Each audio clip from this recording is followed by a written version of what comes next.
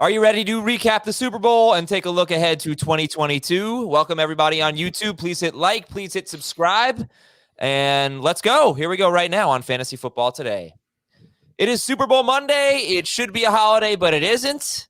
But that's okay. We are here to talk about the Super Bowl. 23-20, the final score. Yay. It is a holiday. It's a holiday? Yeah. Valentine's Day. You forgot? Oh, it is. It should be a national. Everybody should have the day. Happy Valentine's Day, guys. Happy Valentine's Day. Happy Valentine's Day. Shout out to all the singles out there listening. Yeah. Who don't have a Valentine. I'll be your Valentine. Oh, Schrager's single. Schrager, what are you doing for Valentine's Day? Probably eating a lot of leftovers. You're not going out to some singles event? No, but I mean, if any singles want to have an event, I'm down. All right, look him up. Dave's your Valentine. You don't have to go anywhere. That's right. Oh, well, it's final score 23-20. Cooper Kupp, the MVP. I'm sure everybody remembers my initial prediction was 24-21, Cooper Kupp MVP. Then Heath disrespected the Bengals so much that I decided to give the Bengals the game-winning touchdown. So do I get credit for that, Heath? Do I get credit for initially getting the score and the MVP basically correct? It's an Azer stat win for sure. Yes. But I mean, there's a lesson to be learned here. I haven't figured that lesson out, but yes, there is a lesson to be learned. All right, give me your thoughts. Oh, wait, do I get the Azer stat win for predicting the score? You predicted the score? I predicted 24-20. Final score was 23-20, and the Rams missed an extra. That's not the score. That's an Azer stats. That's an Azer stat win. Yes. Yeah, for sure. Yes, good job. Thank you. Okay, so give me sum up Super Bowl 56 in 1 to 2 sentences, Jamie. Congratulations to Matthew Stafford for getting a Super Bowl win. Dave. Offensive line play still matters. Heath. The better team won despite themselves. A close game that somehow wasn't very exciting. Oh, you don't agree?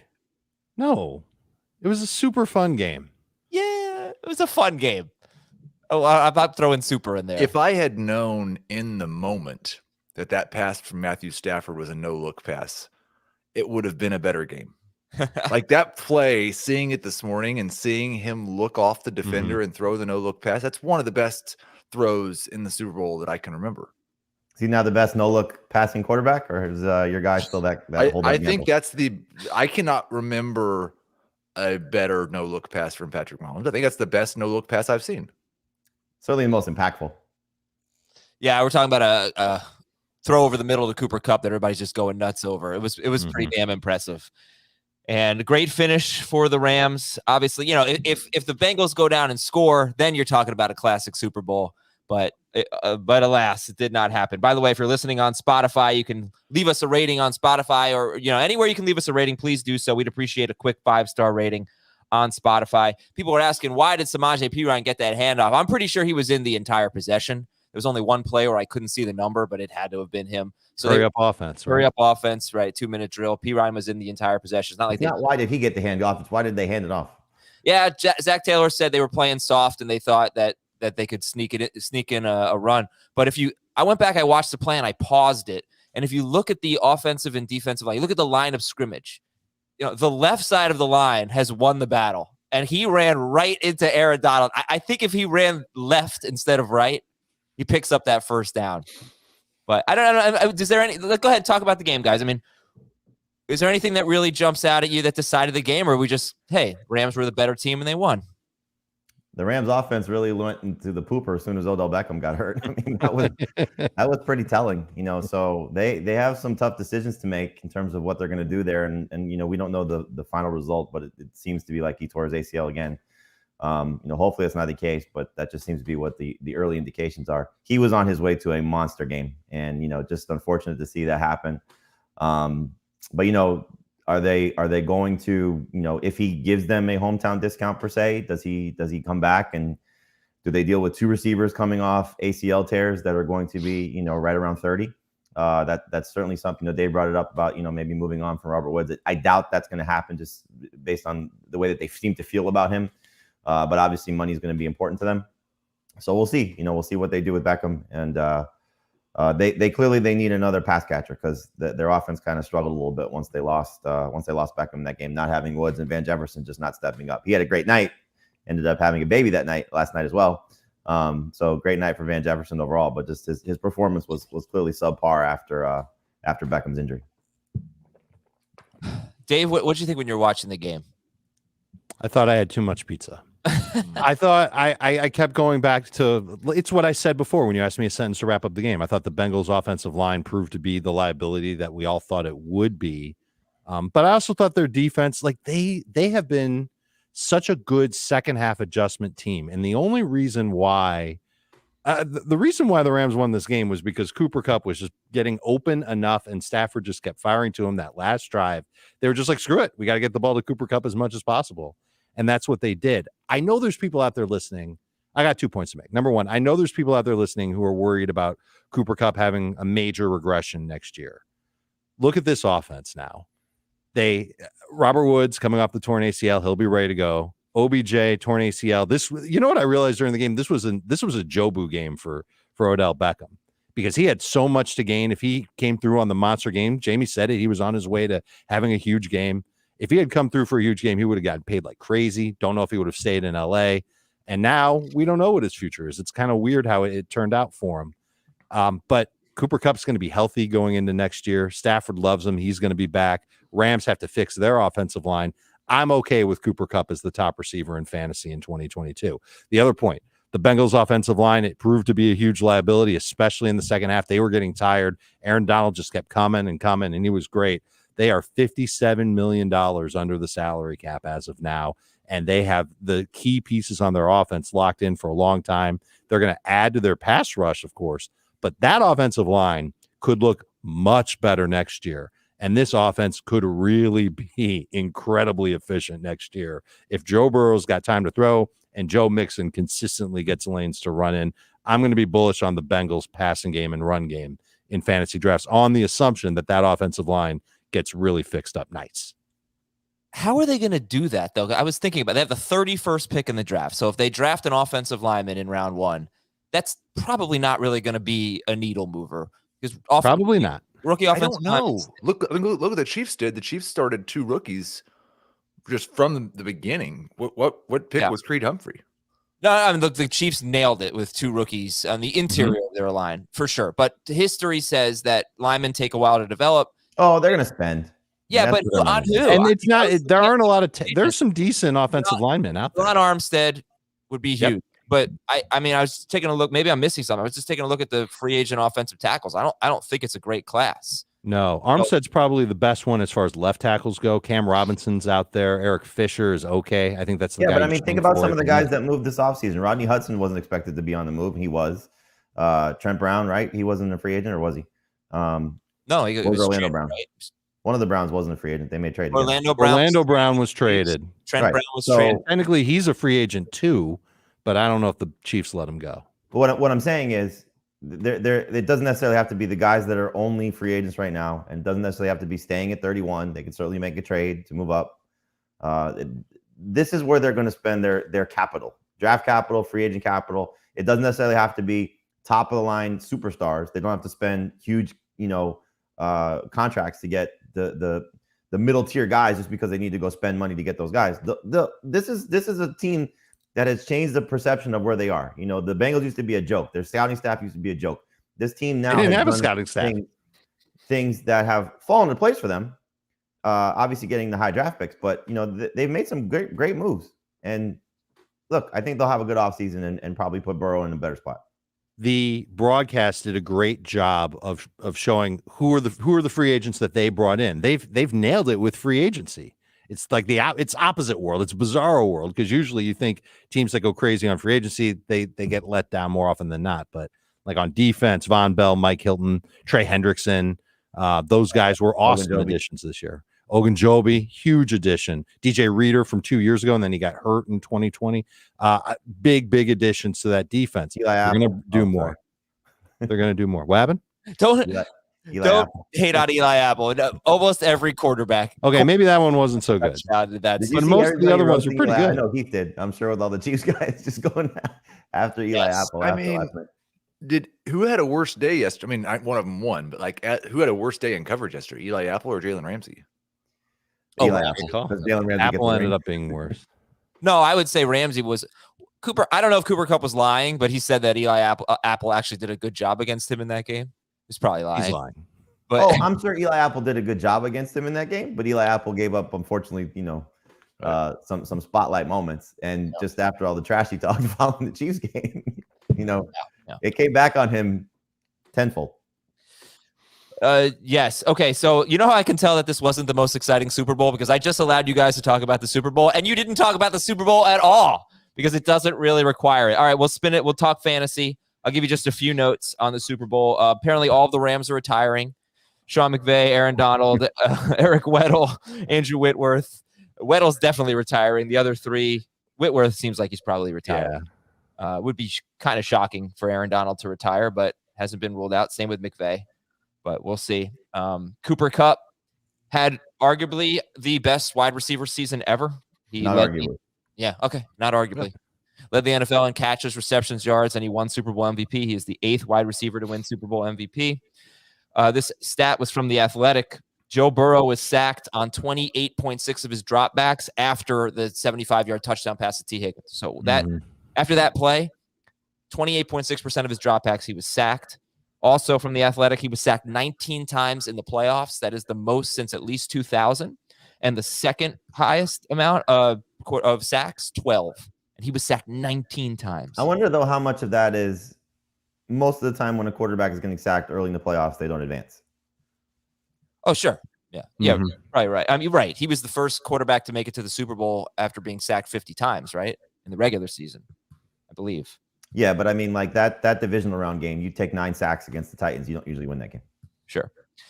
And then this stat's from me. Notice that Matthew Stafford went 5 straight seasons, including this one, 5 straight regular seasons without a rushing touchdown. And he actually did that twice in the playoffs. Not yesterday, though. And Jamie, he hit the over on the rushing totals with that last kneel down. Yes, you're very excited about that. I was more excited about the Cooper Kupp rush. One carry for 7 yards. He got over the half yard, plus 250. What a carry. That was a big play. Big play. Huge play. Huge. We almost had 2 fun passing plays by non-quarterbacks. Mixon throwing the touchdown to Tee Higgins, and Cooper Kupp nearly hit the Philly special. He just overthrew Matthew Stafford.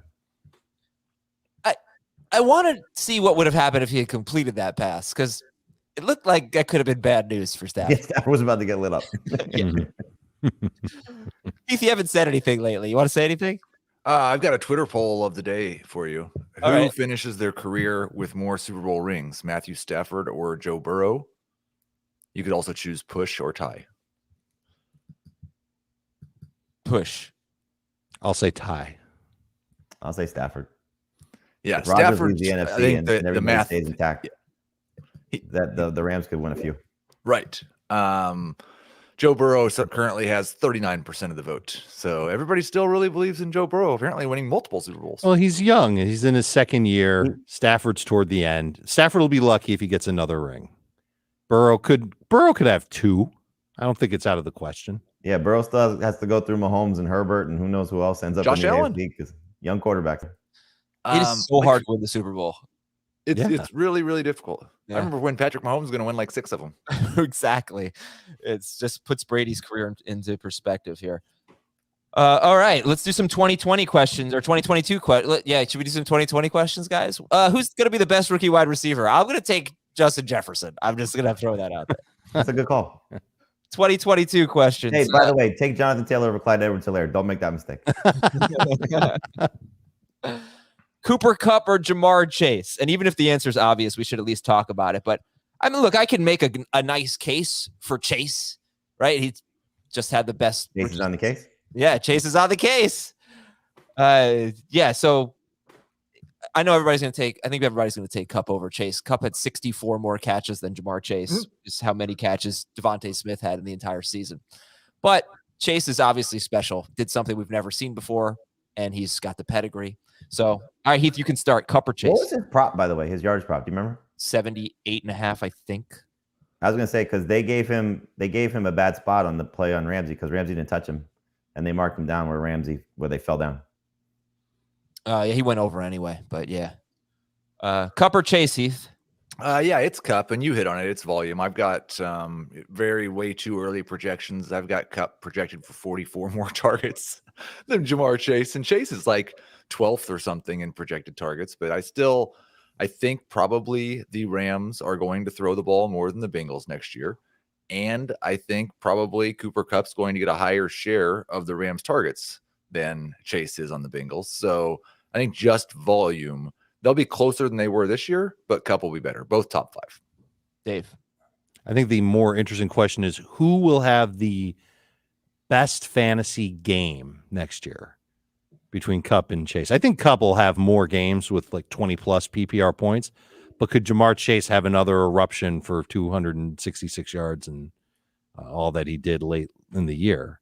So if you're looking for one big game, I bet Chase could beat Kupp there, but Kupp should be more consistent and have more explosive games, smash games. Yes, don't draft though for one game. Of Dave, course. do you know what Cooper Kupp's best game is and who it was against? Cooper Kupp's best game from this past year? In his career. In his career? No, I don't remember. It was against the Bengals in 2019 when he had 7 catches for 220 yards and a touchdown. The yardage obviously is his best. He's obviously had more catches and touchdowns, but his best receiving yardage game ever was 2019 against the Cincinnati Bengals.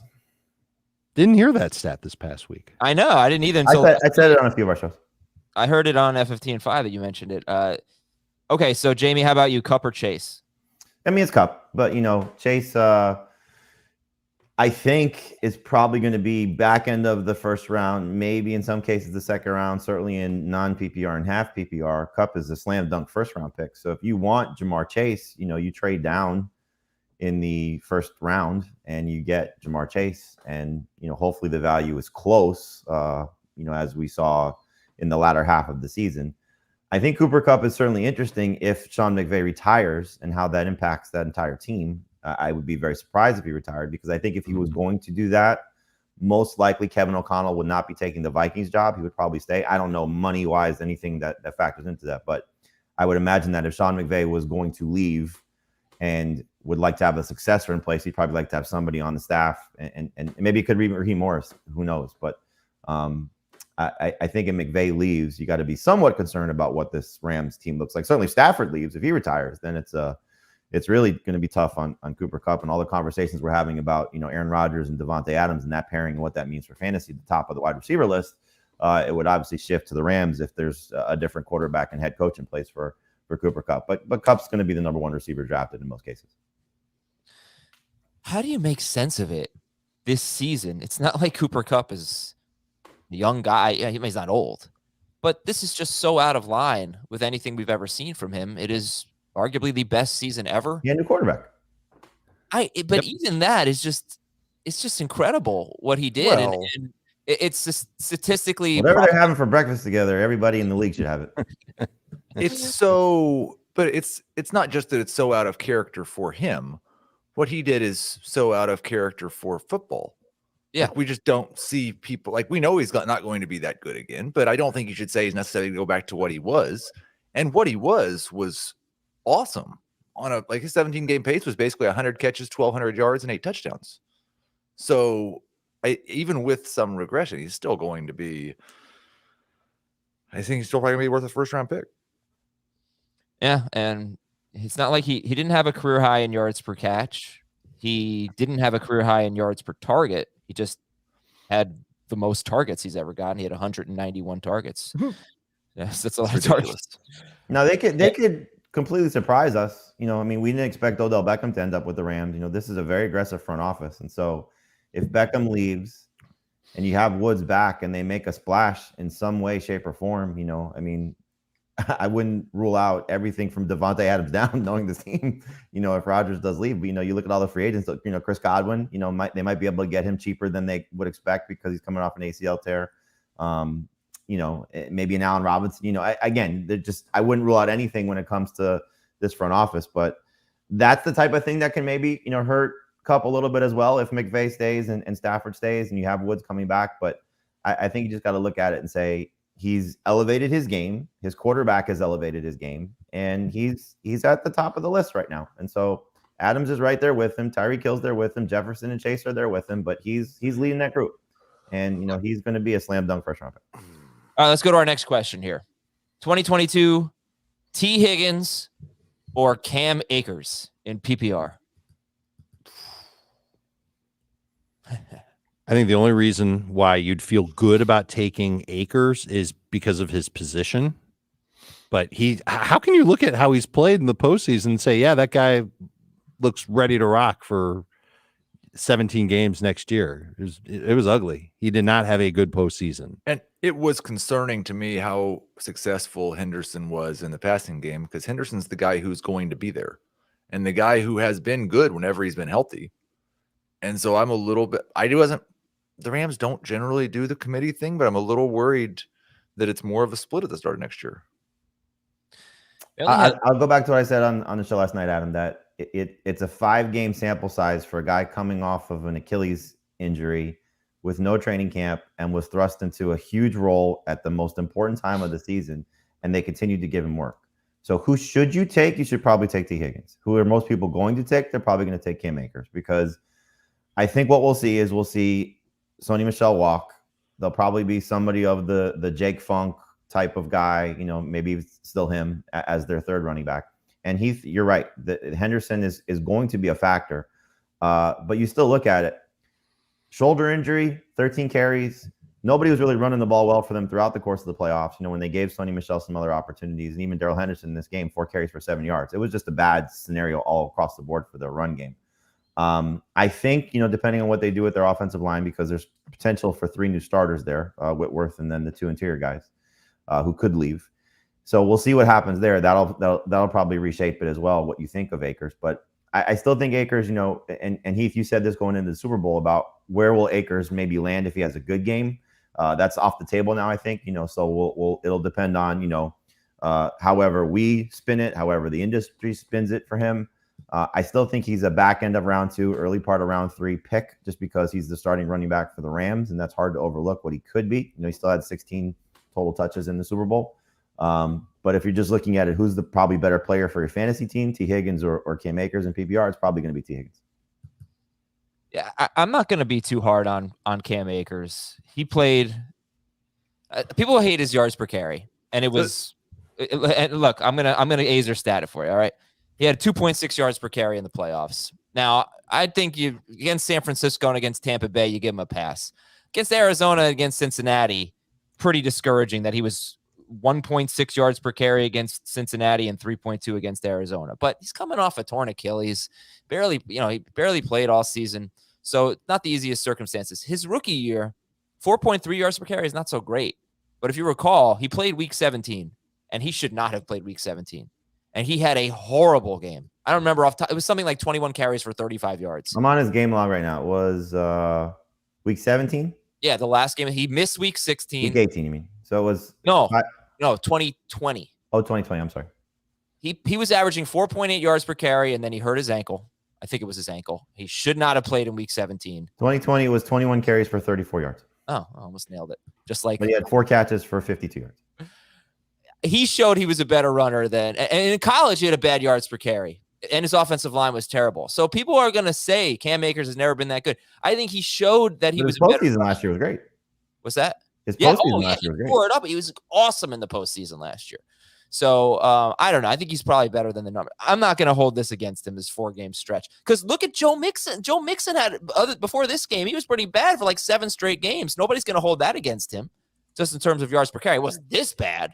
But I don't know. Go ahead. Get in there. The other thing, though, is like we haven't seen it from Akers except for in very short spurts and small sample sizes. A 2-game stretch here, a 3-game stretch here, a 2-game stretch there. So I don't think he's bad. I'm not going to hold this against him too much, but he hasn't done enough, I don't think, to be a 2nd-round pick. I got to see it. I got to see it first. I got to read about it first. We're months away from getting there. Until then, I'm not going to think highly of Cam Akers as a 2nd-round type of fantasy pick.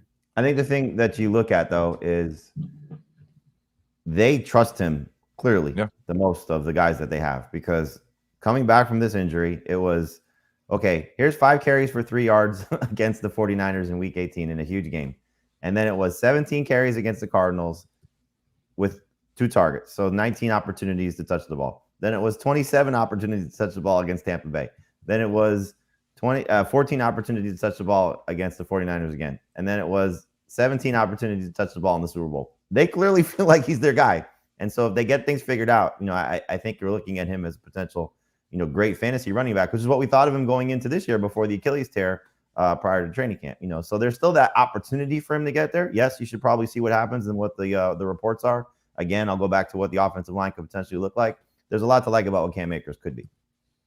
Usually this is a team that gets just a ton of rushing touchdowns. They did not this year. They only had 10 rushing touchdowns. It was something like 20 each of the previous 2 years. So I'll tell you exactly what it was. Yeah. Was that because they didn't trust Goff in the red zone? No, not necessarily. Jared Goff in 3 of the previous 4 seasons finished 7th or higher in green zone pass attempts inside the 10-yard line, but he just probably wasn't as good. Stafford had the second most touchdown passes in the NFL, but they went from 19 rushing touchdowns in 2020 and 20 the year before that and 23 the year before that. So 19 or more in 3 straight seasons to 10. Shout out Todd Gurley. Yeah, a little bit. But remember that Gurley had a year, I think, where he kind of stunk. He just scored a lot of touchdowns. That's just kind of what they did. All right, we're going to take a quick break. When we come back, we got a couple more questions. We have a special Valentine's Day love game that everybody should be very excited for. And we will be right back on Fantasy Football Today. Question number 3 for 2022. Matthew Stafford. Jordan Love? It is not a Jordan Love game. We have the Valentine's Day love game. Bryce Love. Kevin Love? Which do you love more? Maybe I should put Kevin Love and Jordan Love in there. But which do you love more? We'll have some fun with it. But in the meantime, Matthew Stafford or Joe Burrow, Jamie? Burrow, but it's close. Just looking at I want to see what the Rams receiving core looks like, so I could, I might change my mind on that one. But I think Burrow. I know Heath is going to, bring up the efficiency and the opportunities, and I get that. But I just look at where he's headed, and I hope he's headed in still greater heights with an improved offensive line. Okay. Yeah, it's Burrow if it's in a vacuum, but in fantasy football drafts, I have a feeling I'm going to draft a lot more Matthew Stafford than I do Joe Burrow in the coming year because I don't think their ADP is going to be that close. I'm curious if in our drafts, Burrow is not reached for. And in public drafts, by the time we get to August, Burrow is like a big time target of people who don't do their research. They look at the names. They don't want anything to do with Dak Prescott because he struggled, or Kyler Murray because he changed his Instagram, or who knows what. And so they take Burrow a little bit earlier than they should. I like Burrow better, but I think I have him 8th at quarterback. By the way, they were back-to-back in both 4-point and 6-point per passing touchdown leagues. And Stafford had a much more prolific year as a passer, but as a rusher, he was something like 43 rushing yards. Burrow had 2 rushing touchdowns. I mentioned earlier, Stafford hasn't had a rushing touchdown in 5 seasons. He did have 11 in the 5 seasons before that stretch. So it's as simple as, does he get down to the 1-yard line and keep it himself? He hasn't done that he hasn't scored in 5 years. Mm-hmm. Did it twice in the playoffs, so I don't know how much I care about that stat. But Burrow is going to have a more prolific rushing number than Stafford for sure. And it is interesting that their ADPs probably will be pretty far apart. Jamie, I clicked on the wrong link. I was trying to look up the drafts that we did recently and where these 2 guys went. I can try again. I've got it. Okay. Yeah. Let me know where Burrow and Stafford went. Sure. And our next question will be about tight ends, which will be pretty short. See if I have anything to add here. I guess for Burrow, you're trying to get an ascending player. He was the best passer in the NFL last year. He led the NFL in completion percentage, yards per attempt. He was 2nd in yards per completion. He was 3rd in touchdown rate. He was 3rd in yards per game. He was 2nd in passer rating. And he did that with an offensive line that ranked 25th in pass blocking, according to PFF. Dave, you got it? I got it. All right. So you just don't want to talk about the tight ends at all? No, I do. I want to know. We're going to move on as soon as you tell me where Burrow and Stafford were drafted. In our half PPR mock draft, this was done mid-January. Jamie took Joe Burrow at 102nd overall. George Maselli took Matthew Stafford at 103rd overall. Oh, So right in that round 9 range, man. That's where they went, and they went back to back. Burrow ahead. But it was different in our full PPR league. Burrow went 84th overall, the 7th quarterback off the board. And he was drafted by someone called Team 12. I don't know who it was. And then it was pick 100 by Adam Azer, Matthew Stafford, QB 10 off the board. Who were the quarterbacks in between? Burrow at 84, Aaron Rodgers at 90 to Shraggy B, and Tom Brady to Jamie at 98. Oh, I like. Not sure that Brady pick's going to work out. Stafford pick better than your Brady pick, Jamie. Yeah, it's probably a smart one. Yeah. All right, last 2022. Although, when he comes back, you're going to regret it. Maybe. Last 2022 question. Will either tight end matter, Higbee or Uzama? Heath. yeah, I think Higbee will matter. I think he'll be a low-end starting tight end that you're constantly looking to replace. But he'll probably finish in the top 12 if he doesn't get hurt. Who are they playing in week 1? If they're playing somebody in week 1 where they're going to be involved in the offense and we like the matchup, then you'll take them with a pick in round 10 plus. Either one of them. Higbee better than you. Big for them in the Super Bowl. What happened? Bryson Hopkins was big for them in the Super Bowl with He was. Blanton getting hurt. Yeah, 4 catches, 47 yards for Bryson Hopkins. Actually, second leading. Oh no, Beckham had 52 yards, so third. So, do you know, by the way, Uzama's snap count? I was very surprised from yesterday's game from the Super Bowl. What do you think? What percentage of the snaps do you think he played? I'll tell you in a second. No. I have it. I'm just guess. Oh, I think it'll be 72. 60%. 65. 80%. Hey, Yeah, good for him. Probably just was not healthy. Didn't really make a big impact for 80% of the snaps, considering he's getting a lot of targets coming into this game. You know, if the Rams like Bryson Hopkins better, they think that Hopkins can do what Higbee did. They can let go of Higbee and save over $6 million on the cap. Yeah. They got to designate him as a June 1st cut to do it, but it's an option. Okay, you ready for the Valentine's Day love game? Oh, yeah. Oh, yeah. Who do you love more? Or which do you love more? That's all. Play the music. What's the music? The porn music? I wouldn't say that. Well, he's been using your size in porn music a lot, Heath. So I'd be a little worried. I mean, we could also do like this is kind of a. Let's see. Oh, I got to turn the fader up. Welcome to the Valentine's Day love game. Which do you love more? Ready? Here we go. Aaron Rodgers on the Packers with Devontae Adams, or Aaron Rodgers on the Broncos without Devontae Adams? Which do you love more? Packers. Aaron Rodgers on the Packers with Devontae Adams. Where he's won back-to-back MVPs. Sure, yeah, but I think he could throw a lot more on the Broncos. With the same coach that was just on the Packers staff? No, with a different coach, obviously. Maybe a different philosophy. But it's his offensive coordinator is.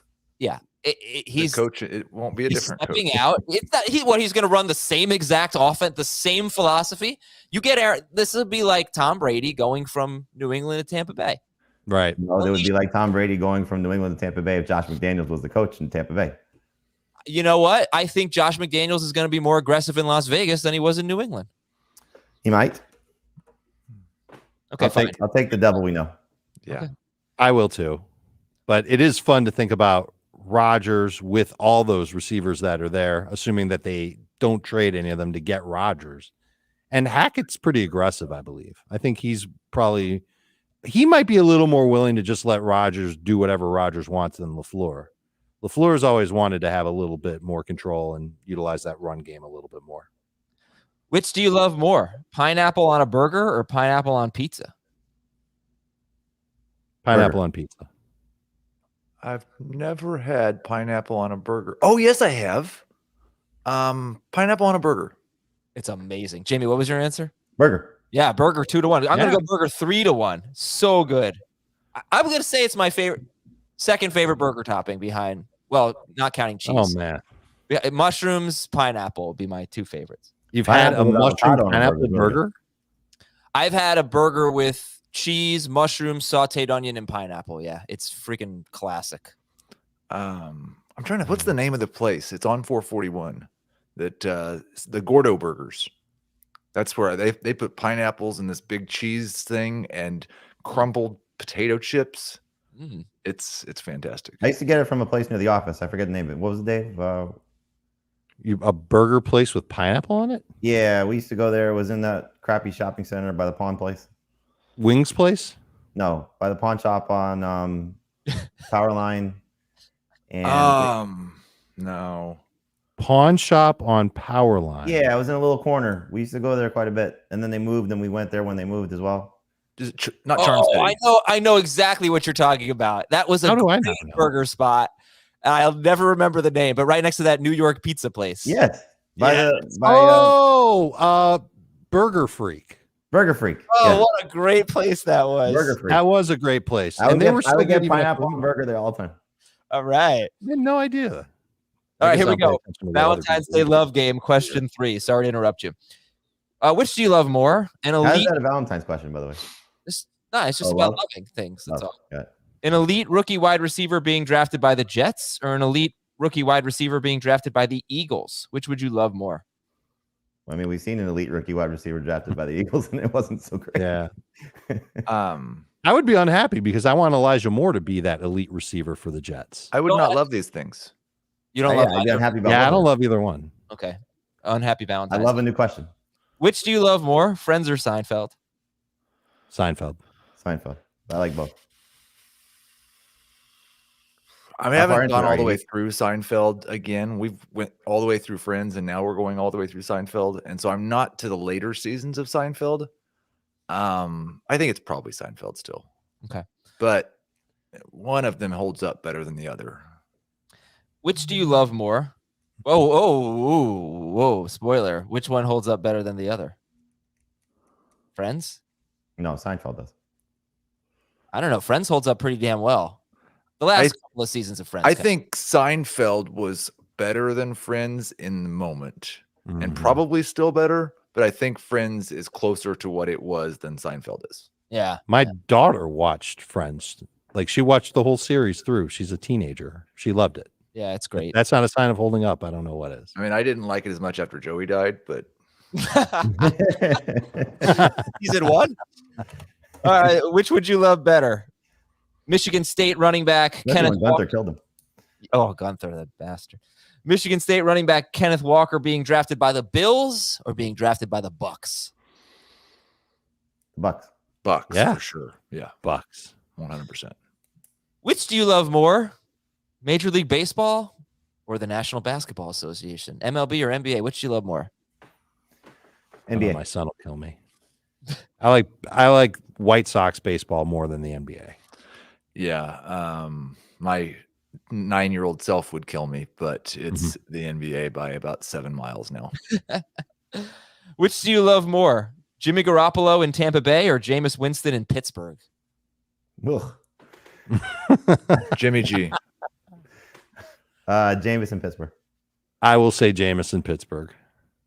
All right, and this one is an Ivan Reitman special. Which do you love more? Ghostbusters, Animal House, or I did not know he produced Private Parts. Ghostbusters, Animal House, or Private Parts? Animal House. I will Animal House. Ooh. Oh boy. All of them. Now, come on, give me an answer. I'll go Ghostbusters to be different, but they're all fantastic. Man, that is so tough. That's the toughest one. I think Private Parts is my favorite of those three. Well, we do have a lot of news, actually. We can end with this. So a lot from ESPN and Rappaport, just people dropping stories just ahead of and just after the Super Bowl. So Green Bay, according to ESPN, will go all in to get Aaron Rodgers back. Kyler Murray is frustrated with the Cardinals. It's actually a fairly hot story with, according to ESPN, Cardinals think he's a little immature and points fingers. He was embarrassed by the loss, the playoff loss. So He things definitely aren't pouts. rosy. Things aren't so rosy right now in Arizona. Is this a big deal? Worth monitoring? What do you guys think? Yes. It's absolutely worth monitoring. Yeah, it's worth monitoring. Is it a big deal? I would guess come week 1 of the 2022 season, he's the starting quarterback for the Arizona Cardinals. Chris Mortensen, another He's actually dropped a lot of these stories, but Carson Wentz, he says, will likely be traded or released before the start of the league year. Heath, what do you think about that? I want to know what Indianapolis has up their sleeve. Like I can't imagine that they're trading or releasing Carson Wentz without a plan for who's going to be the starting quarterback for them in 2022. And so I wonder, seeing that, like, who are they thinking this is our guy? Well, it's also they just gave up a first round pick to get him. Right. It seems They're losing weird in this year's draft. Like that was the one of the more stranger ones that I saw, because I like you said, Heath, like what is their plan in place? You know, are they in the Aaron Rodgers mix? It doesn't sound like he's leaving. Are they in the Russell Wilson mix? I doubt he's leaving. They're probably not getting Deshaun Watson because that's a division rival. Right.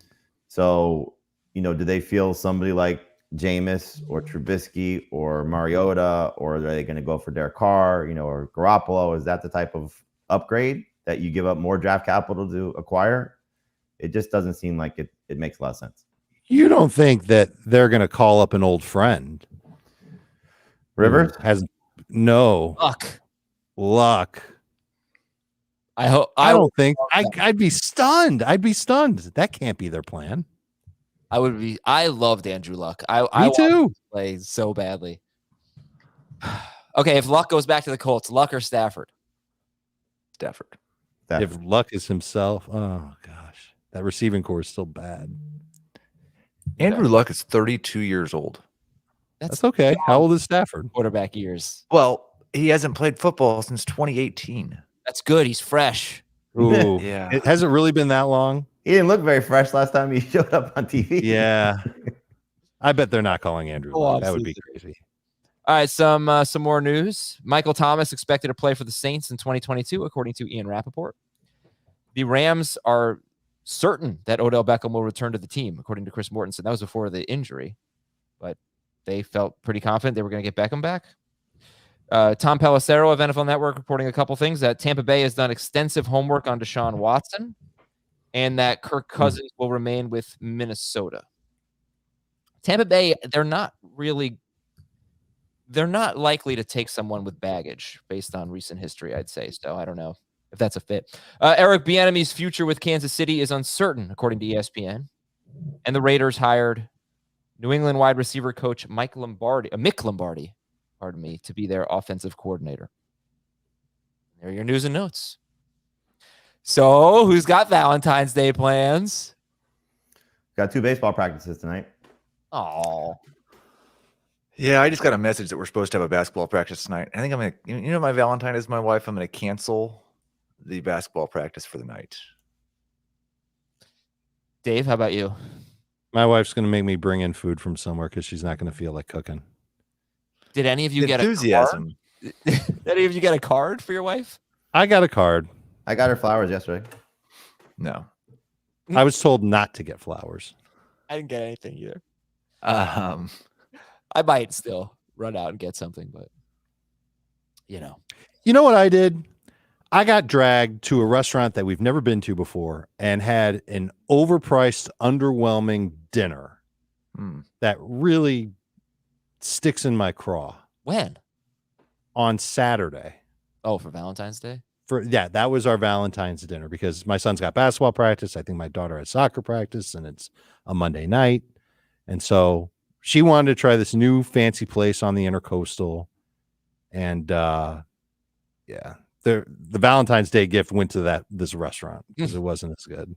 Okay. By the way, I feel like Happy Valentine's Day, everybody. You guys probably love when practice gets rained out and you don't have to go to your kids' practice. See, that's depends on the day. So like yesterday, for example, my 3-year-old, he plays in a soccer league that's once a week. And so it was rained out yesterday morning. And it was the first time I didn't have to be somewhere on a Sunday morning since prior to the start of the 2021 football season. So it was nice to actually, not have to go somewhere and stay home. Yeah. But then he was in the house by himself. The other two kids of my 3 children were somewhere else, trying to entertain him while it was raining. because he's a sports kid. Trying to entertain him was not fun, so he was just playing on a device the entire time. Oh, But like tonight, I'm looking forward to the back-to-back practices. Now Saturday, I had 3 practices in a row, 3 baseball practices in a row. That was brutal. It was hot. yeah, that sounds hard. That's tough. All right, well, I think we can end this conversation now. End this fun. Thank you guys for participating in the Valentine's Day love game, and happy Love Day, everyone, for you Simpsons fans. We'll talk to you tomorrow on Fantasy